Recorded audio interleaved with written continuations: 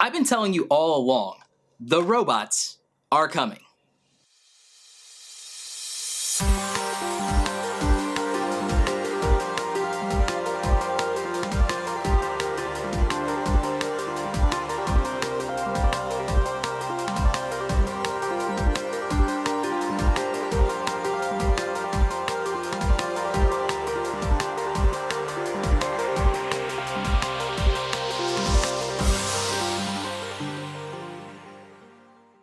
Hey everybody, this is Roberto Blake, and today I'm geeking out with you over one of my favorite pieces of tech. Today I'm going to be giving you my full review of the DJI Mavic Pro. This is my first legit drone. If you've been watching the channel lately, then you know I've actually done a few videos on the features for the DJI Mavic Pro. I also have a few accessories here for it that I think that every time you go out and buy a drone, you should consider these things. I'm going to walk you through that. I'm going to talk about the ease of use, the features, and everything that led up to me buying this drone and why I think it might actually be the best overall drone for beginners and the best drone of 2017. So about a month ago, I got the DJI Mavic Pro and I've been flying it pretty much every day since, and I've been testing out every feature of this drone so that I can do a proper review for you guys. I know everyone rushes to do a review as soon as they go out and buy something, but I actually like to use it first.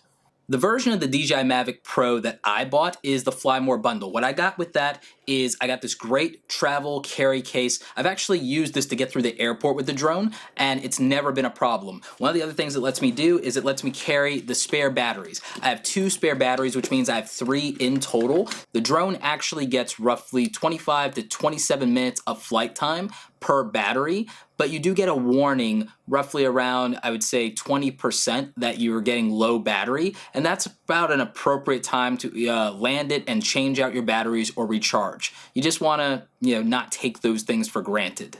This carry case fits the drone and the remote as well as the 2 spare batteries pretty easily.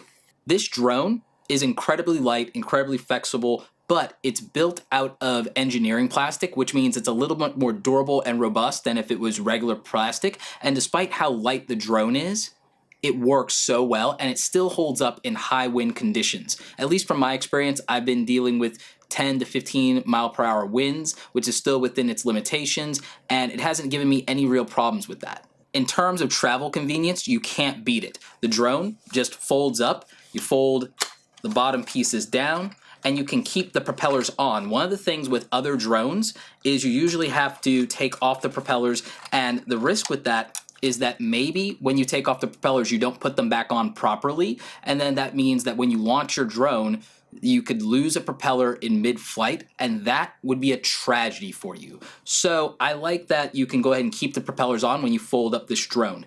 Typically, this comes with a safety bubble, which I actually ended up cracking that via transit, but I got this sun protector, which I think is a lot better. You usually want to take off the plastic bubble for this because there are vents right here, and when you have the plastic bubble on, it would overheat. Because this one is open and it's really just meant to stop flares in terms of the direct sunlight, it still allows the ventilation for the gimbal, so that's really important. There's also a plastic piece that I'll cover in your first time flight tips video that I'm going to put out for you guys that you put in there to keep the gimbal from being damaged when you're traveling, but you want to take that piece off and just have the gimbal loose when you're flying. Otherwise, when you calibrate, you could overwork the motors, you could short it out, you could damage your drone. So again, I will be putting out probably 5 safety tips for flying your drone video, including safety tips on actual use. One of the things I definitely love about the DJI Mavic Pro is this controller. This is an RC controller and it works really great. The DJI App for flying your drones couldn't be simpler, to be honest. It seems intimidating, but I actually have never really flown a real drone beyond playing once or twice with drones from friends and when I flew the DJI Phantom 4 Pro at their launch event. That was interesting, but I just had no real experience with this and I was able to pick it up easily. I'm very comfortable with this. I've been flying it like every day for a month, like I've said, and I couldn't be happier with it. The user experience is great. It's easy to learn and pick up. The controls are intuitive, and surprisingly enough, I haven't crashed it just yet. Let's get into the quality of this. I've been showing you guys a few shots that I've gotten with the drone. The quality of the camera is amazing, and it does shoot in 4K if you want it to. Overall, I think the quality is amazing. I usually shoot in D-Log mode so that I can do my own color grading. That's kind of similar to Sony's S-Log mode for those of you who are into video editing. What it means is that I'm shooting with a flat picture profile so that I can bring out the colors, the lights and the darks my way instead of having them processed. It's kind of like shooting in RAW on a camera instead of shooting in JPEG. For some of you, you'll just want to take the footage right out of the drone if you're not an editor like me, but if you do like doing your own looks and your own color grading, then that's the mode that I would recommend using. The experience of flying this has just been tremendous, with features like tap to focus, with the ability to track objects, and with a tripod mode that lets me get perfect stable shots and panning like I could on a dolly.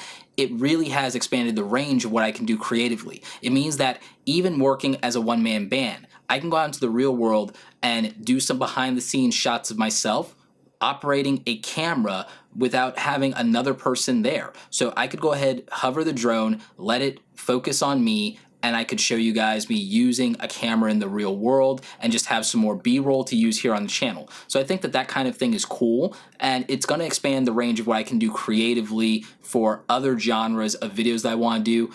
If you want to use this commercially, you do have to license it with the FAA and get a operating license to do that commercially. However, if you're just going to do YouTube videos, then you can just go ahead and register your drone for $6 so that they know you have one and they know what model it is, etc., and they know how to reach you. One of the coolest features of the DJI Mavic Pro is the fact that it can do live streaming. Some of you saw that I did a live streaming test directly to my YouTube channel using the DJI Mavic Pro. I think this is something other people should take advantage of more in terms of live streaming. And one of the other great features is that with the remote hooked up to your phone, it actually takes the audio directly from your phone, so you could actually do some very cool things with that and engage with people in your live stream. You won't be able to see their questions and comments, but you will be able to speak directly to your audience, and that can be very interesting, and it can just be a different approach, and you still get the recorded footage on your SD card to use later in whatever you want to edit. I recommend testing this out and trying it at least once. If you stream to Facebook Live, you actually can see the comments and questions as they come up. So maybe if you're using Facebook Live, that could be a way to do a Q&A with a drone with your audience, and that could be interesting and exciting for them as well.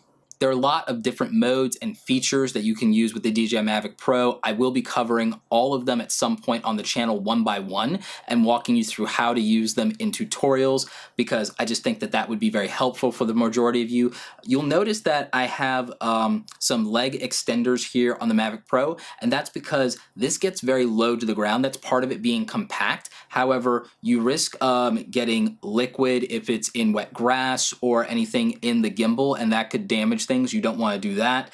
And you want to make sure that you're landing in a safe and even level and that you're launching from a safe and even level. So that's why I've got these leg extenders. I also ordered a landing pad for this. I'll link that stuff in the description below. There are a lot of accessories that I would recommend for this. I didn't feel the need to get propeller guards, but some people do, and that could be helpful if you think you're going to crash into objects. But with the fact that this has the great feature of obstacle avoidance due to the sensors right here in the front and also on the bottom, it's using cameras and it's also using satellites to get very accurate geolocation. I think that you'll be okay. What I wish it had was, I wish it had a sensor on the top, and I wish it had a sensor on the sides and the back. There are other drones that have that. The DJI Phantom 4, for example, Pro, has more obstacle avoidance features than this, and of course the DJI Inspire 2 has even more obstacle avoidance features than that, but those are a little bit more expensive and they are more professional grade filming drones. This is much more casual and it's very user friendly. I think that if there is a successor to this, like a DJI Mavic Pro 2, that probably will have increased obstacle avoidance. One of the things you should know is that the gimbal shoots straight on. It does not rotate. You'd have to actually physically rotate the drone itself with the controller in order to do that. When you use the drone, it hovers in midair. The control that you have is amazing, and it's very accurate in terms of precision. When I'm sitting here and I'm using this controller, I feel like I really have command of the drone. I don't feel nervous, and I don't feel anxious about it at all. It's one of the best user experiences for any piece of technology that I've ever had. I do not recommend using this drone in low light situations. One of the most important features on this drone is the fact that it has these lights that let you detect it, especially if it's dark out or you're in an environment where it's overcast. You can see these blinking lights. However, when you start recording, these lights go away. And that's important because you want to maintain line of sight with this drone. But if you're flying and it's getting dark out and you're losing line of sight, you can just stop recording. These lights will come back on, they'll start flashing, and you can find your drone in the sky. This blinking light here in the back is particularly helpful when you're trying to do that. This has really helped me out when the sun's going down and it's getting a lot more overcast, and I'm like, well, where did it go? That's actually really helpful, and it relieves a ton of anxiety for me. One of the other things I'd recommend, and I'm going to link to something in the description below, is getting some alternative tracking for your drone. I don't think the tile is really good enough, but you could try that if you want. But I would get some kind of dedicated GPS tracker independent of your smartphone to be able to keep track of this thing, because it is $1,000. You don't want to lose it. One of my other favorite things about this drone is just how easy it is to get started. You can go ahead and you can just easily launch this, and when you're done flying, you can actually use the home button and it will bring it back to where you launched from, and it's actually really accurate about that, and it tries its best to go ahead and use these sensors to land well and avoid obstacles in the process. I've even tried playing chicken, by the way, with this drone and this camera to test out the obstacle avoidance. That was pretty insane, but it worked. Overall, if you want to get into drones and you have the money, or you can save up for it, I definitely recommend the DJI Mavic Pro. But if you need something that's a little bit more consumer friendly in terms of budget, then I would recommend the DJI Phantom 3 or even the DJI Phantom 4. The DJI Phantom 4 is still up there in price range, but I think that it's just shy of what this drone is, and it is bulkier and heavier. It is not nearly as travel friendly. However, because it is much more sturdy and robust, if you're a first-time flyer and you're anxious about crashing it, maybe that's better for you. Overall, I think as a starter drone, maybe you get something that's a little cheaper for around $150 and $200. I will link to a starter drone with a camera in the description so you can maybe try that out first, get used to flying. It probably has a higher level of difficulty, but if you can master that, then this will be no problem.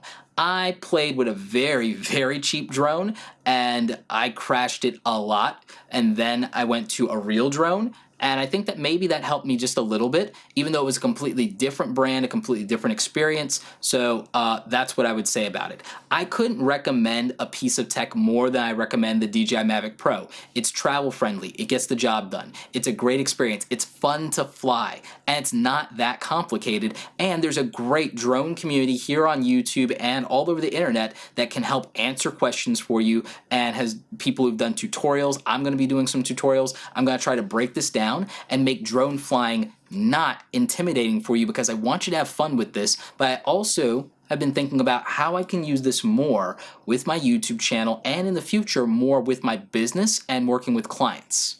Everything I discussed in this video, including drone accessories and including the leg extensions and the sun guard here, will all be linked up in the description, as well as the helipad and just anything else that I think you might want or need for this drone, travel cases, and alternatives to the DJI Mavic Pro if you want something that's more budget friendly.